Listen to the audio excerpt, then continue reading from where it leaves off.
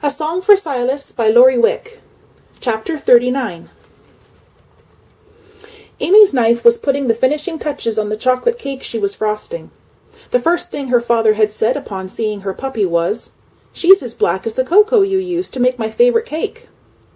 Amy thought the name very fitting, and wasted no time in trying to come up with something better.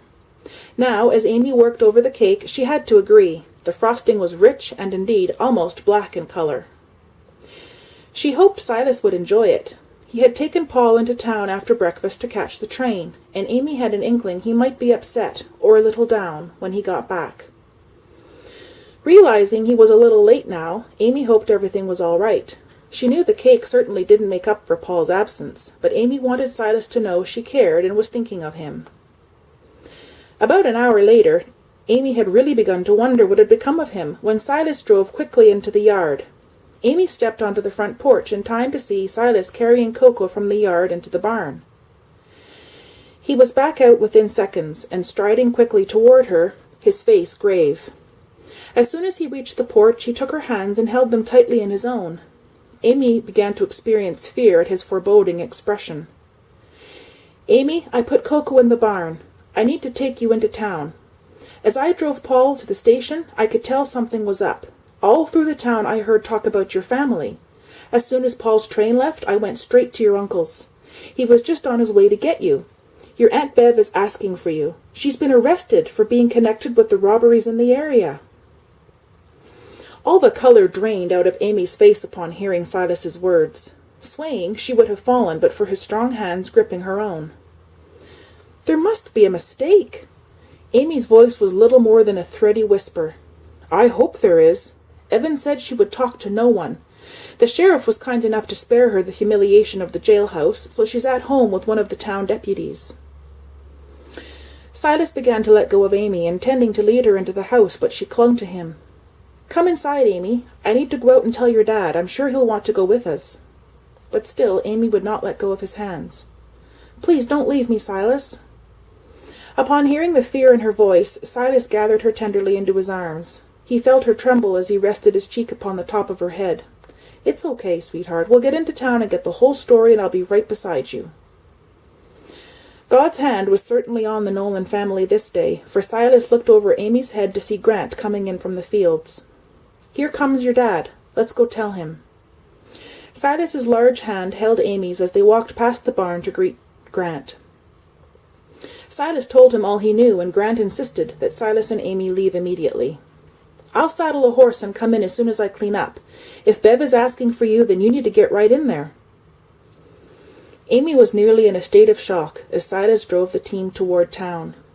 "Amy, I don't know what you're going to find when you get to your aunt's, but if she sees you so disturbed, it's just going to make her more upset than she already is." Silas's words penetrated Amy's painful confusion over this disastrous affair, and she started to pray. She began by thanking God for the fact that Bev had asked for her. This in itself was encouraging. Amy had prayed for years that by her word and deed her loved ones would come to understand their need for Christ, and just maybe, as tragic as all of this was, it would be an open door to that end. Amy spoke just as they entered the main street in town. "Thank you, Silas. I'm not sure what I would have done without you. If my Aunt Bev has no objections, will you come in with me?" "I'll stay by your side as long as I'm able." The scene in front of the Randall mansion was as close as Amy had ever come to living a real-life nightmare. Townspeople crowded everywhere. Snatches of conversations floated to the occupants of the wagon as Silas maneuvered the horses, attempting to skirt the crowd. "If she's guilty, she should be in the jail.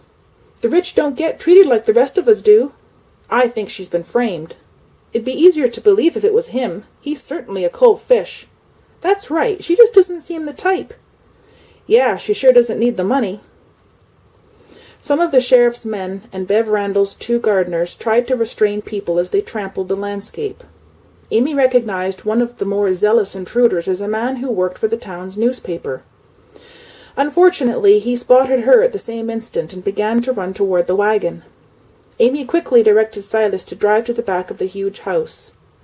Again, Amy felt God's hand on them as she saw that the guard at the back door was a man who had known her since childhood, and immediately gave them entrance. 2 maids, both with swimming eyes and crushed handkerchiefs, were in the kitchen as Silas and Amy walked through. To save time, Amy headed for the back hall and stairway. The main staircase led directly to her aunt's room, but Amy was in a rush to get to the 2nd floor, and she nearly ran through the upstairs hallway to get to the spacious landing outside the master bedroom. She stopped short, Silas nearly colliding with her, at the sight of a man standing at the door, a shining badge pinned smartly to the pocket of his shirt, his expression not at all welcoming. Silas stepped in with the protective instincts of a mother bear. "This is Amy Nolan, Bev Randall's niece. I understand Mrs. Randall has asked for her." The lawman eyed Silas's size for a moment before reluctantly opening the door and speaking quietly to someone within. Evan came through the door in the next second. "Oh, Amy, I'm so glad you're here. She won't talk to me." Amy had never seen her uncle so emotional. He was completely distraught. "All she'll say is, 'I want to talk with Amy.'" Amy nodded, and Evan stepped aside to let her in. Silas hesitated, but Evan gestured, so he followed Amy. Evan closed the door from the outside. Bev Randall stood in the small, windowed alcove in the corner of the room and looked at the crowd below. Without turning, she spoke. "Thank you for coming, Amy. Is Silas with you?" "Yes, he's here." "Good. You need him. Please believe I never intended you should suffer for my conduct and mistakes. Of this I give you my word." "So it's true? You are involved in the robberies?" "Yes, it's true. I hired the men who robbed those farms." "Oh, Aunt Bev! Why?" Amy whispered in perplexity. She turned and faced them. Silas thought she looked years older than the last time he'd seen her. "I love Evan with all my heart, but I'm afraid the only love Evan has ever felt for anyone has been you, Amy, and Maureen. At Christmas and on your birthdays I was allowed to spend lavishly on you. I could buy anything for the house, because, of course, a banker has a certain reputation to uphold. But never could I spend money for myself. I was never allowed anything of Evan's, not his love, his time, or his money. Oh, yes, I have beautiful clothes to wear, but again, it's because I'm the banker's wife, and we have an image to maintain.